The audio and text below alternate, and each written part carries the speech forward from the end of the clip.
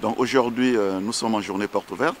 C'est des moments importants dans la vie d'un établissement qui permet d'ouvrir l'établissement aux familles, les familles qui sont parfois dans des situations d'indécision par rapport au choix d'une formation et qui viennent rencontrer les équipes pédagogiques, les équipes éducatives, le personnel admin, afin de confirmer ou d'infirmer leur choix et de découvrir un peu toutes les formations et tout le savoir-faire dans les situations d'apprentissage qui sont réalisées au sein de l'établissement.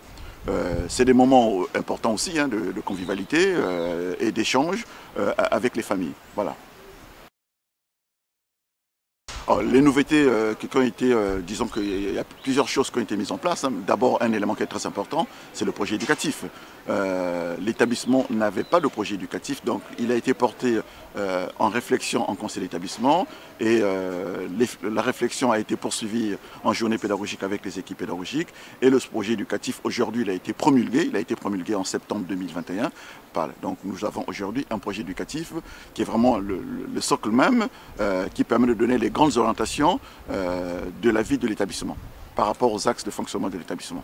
Voilà. Ça, c'est un élément important. Et tous les projets qui ont été portés, la newsletter, donc aujourd'hui, on a un outil de communication qui permet à la fois de communiquer auprès des familles de toutes les actions qui sont entreprises au sein de l'établissement.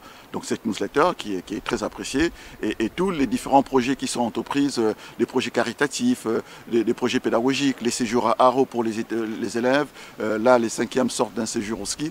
Ça fait partie de tous les projets qui sont portés par l'établissement. Mais aussi, un élément important, il y a eu toute une réflexion qui aboutit à une refonte de toutes les instances au niveau de l'organisation.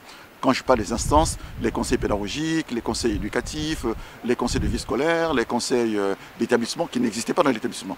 Donc au jour d'aujourd'hui, nous avons au sein de l'établissement toutes les instances qui permettent un fonctionnement normal de l'établissement. Alors, les langues ont toujours existé à l'oratoire, mais à mon arrivée, j'ai pensé que c'était important que ces langues deviennent comme un phare de l'établissement. Donc du coup, on a développé un vrai pôle langue. Nous avons dans l'établissement 9 langues, y compris toutes les langues traditionnelles, mais aussi des langues un peu spécifiques, le russe, le chinois, les japonais, qui sont notamment pour le japonais et le russe, c'est sous forme d'ateliers. Donc nous avons 9 langues et l'an dernier d'ailleurs, nous avons réalisé, on a participé à la Semaine de l'Europe, qui a permis aussi de mettre en lumière toutes ces 9 langues que nous proposons à l'oratoire. Et cette année, il y a eu la Semaine des langues qui a été réalisée et au mois de mai, nous allons toujours reparticiper d'une manière générale à la Semaine de l'Europe qui permet aussi de mettre en lumière toutes les langues que nous proposons dans l'établissement. Voilà.